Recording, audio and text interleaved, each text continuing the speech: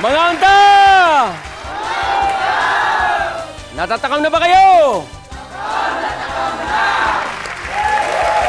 Ang makakasama natin ngayon ay isa sa mga bituin sa inaabangang soup sa GMA.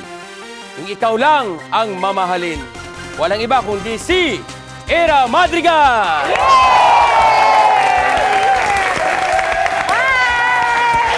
Hi, Chef! Hello, Era! How are you?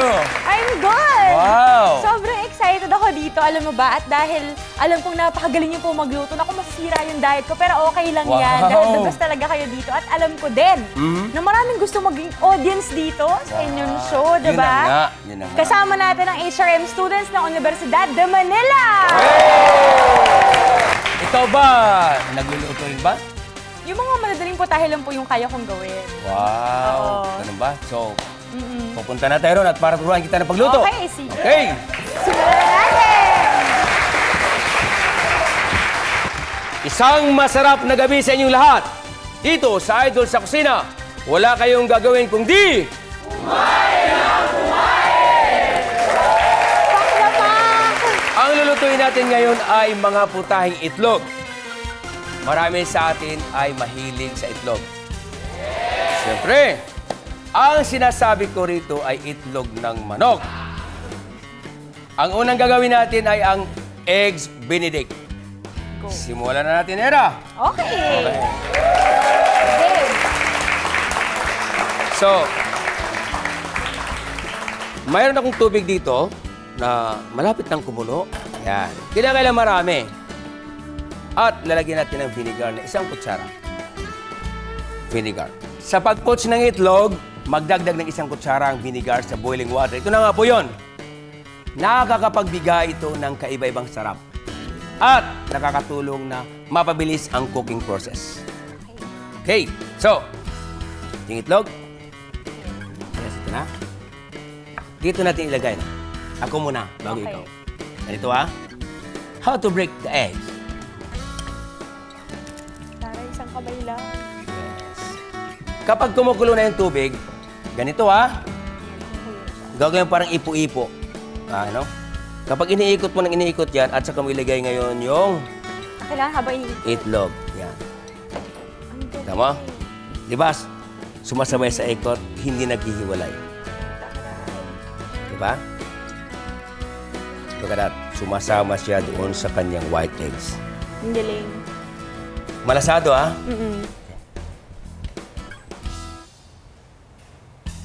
Kailang ingatan.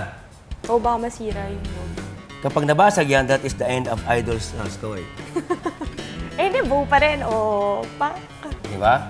O, diba buo? White. Ang iba naman, nilagay sa frying pan. But my style is perfect. Buong buo, right? Ilagay na. Galing. Galing. It's your turn.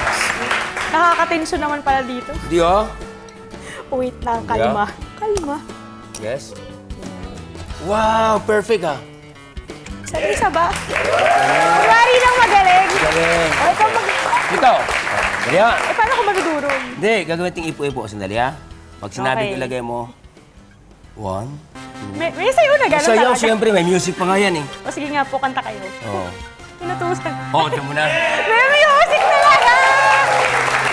Lagyan na natin. Lagyan mo na. Yes. Iyo. Yeah, that's right.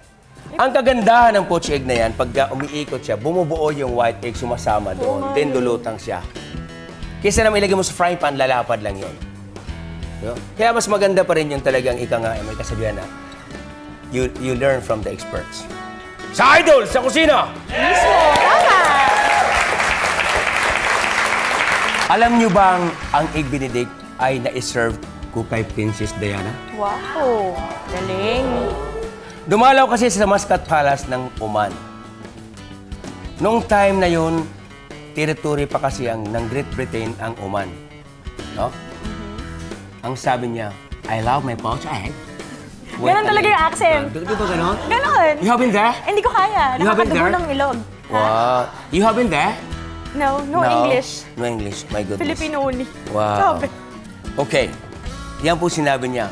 Naintindihan ko naman. What a beautiful poached egg. it's really white. Yay! Isa pa ulit. One more. Isa pa.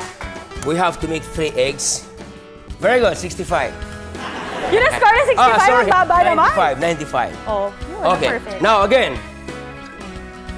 Kailangan may tender, may tender touch. Hindi basta-basta na binuhos mo lang gano'n. Okay? So again. Oh, may sayo ulit. Yes. Nag-enjoy ka ba? Nag-enjoy ako, pero medyo na-pressure ako. Sige. Even factor. Okay. Alagay Sige, na. baba. Yeah. Magaling na ako mag-poach ng egg. Yes. You love medium, right? Anong score ko dyan? This is 85.2. May point 2. Yes. Kasi Para sa inyong point 2. yung point 2 kasi, yung humiwalay. Yeah? Dahil malayo. O, Wala. tama. So, 3 poached egg, right? Yes. Bakit natin inilagay sa absorbent paper? Para po hindi siya magtutubig mamaya pag nilagay natin sa tinapay. Okay. Okay. So, earlier, lagyan na natin sa gilid. Okay. Yan na lang. Salamat. Earlier, gumawa po ako ng crispy fried bacon. Yung ating tinatawag na poached egg with ham or egg benedict, pwede pong ham. Okay. Or may ham na siya, may tinapay. Lalagyan mo siya ng spinach that is called egg benedict Florentine. Okay. Era, gagawa tayo ng Hollandaise sauce. Mahirap gumawa ng Hollandaise sauce dahil madaling mag-scramble ang egg, yung egg yolk natin. Kapag niluto, ang technique sa paggawa ng Hollandaise sauce, hindi dapat namumuo ang egg yolk. Okay, so ito na. So we have 3 eggs. Of course, talagyan natin ng lemon. Then, 1 tablespoon of water. Okay, then a little bit of salt. Alright. Ito yung butter is kalahati. This is 125 grams. So, sandukan mo ko ng dahan-dahan. So, ito po yung boiling water. Pag sa hotel, pinapato ito sa bain-marie. You know bain-marie? Yes. You are Italian, so you know the bain-marie. Kung wala naman, because demo, you're flying abroad, so sabihin, okay, chef, in front of you, you have eggs, and would you want to prepare the Hollandaise sauce? So, yun po yun. 3 eggs, 1 tablespoon of lemon, and also the water. Papatong dito. Now, so, ganito karami? Yes. Clarified butter. Okay. Dahan-dahan mong ilagay sa gilid. Ganito. Hawakan mo. Okay. Sa gilid lang. Dahan-dahan. Dito? Yes. Yeah. Okay. Slowly. Slowly lang po. Sige pa. Sige po. Sa gilid Dahan-dahan lang. Dahan-dahan lang. Pag binigla mo, magbe-burst. Then, pagka bumagsak ka nito, ito yung pinakamahirap na gagawin sa... Kasi kailangan perfect siya, di ba? Yes, opo. No? Kapag sobrang init, iangat mo. Okay. Tama na muna. Okay. Relax ka muna, sandali.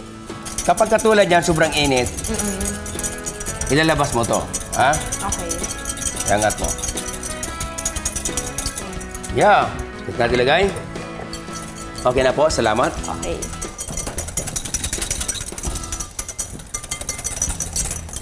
Ano pong texture ba kailangan naman? Yes, dapat creamy at hindi naman po sobrang lapot.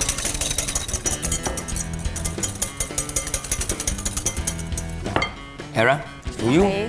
Tikman natin. Ito na siya maliit. Nakaya naman sa'yo. Okay. Please.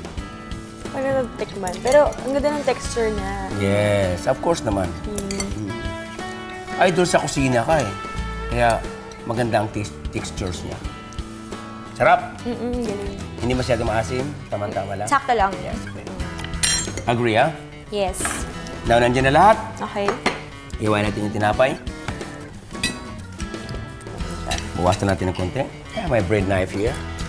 Ayan. Yes. Babawasan na natin ng bahagya. Pwedeng pahaba, ha? Okay. Pwedeng pa ganito. Okay, Ira, kinakailangan mag-brown yung ating tinapay. Kung may toaster ka, oven toaster, etc., you can do it. Wala namang pan-fry.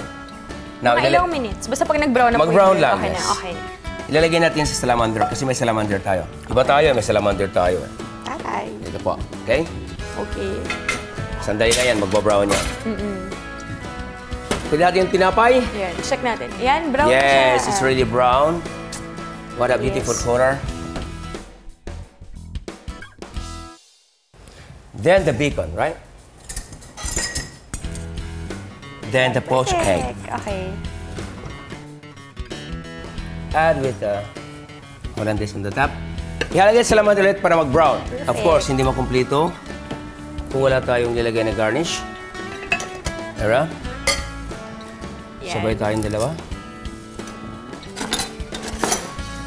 Okay, lagyan natin ng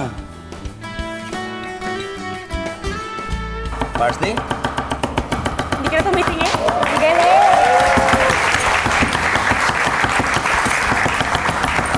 Okay, Era. Half for you, half for me. Ping, ping, ping, ping, ping, ping, ping, ping. Ping, ping, ping, ping, ping, ping, ping. Alright. Here it is. Ang ating egg benedict. Natatakam na ba kayo? Perfect! Kain na na!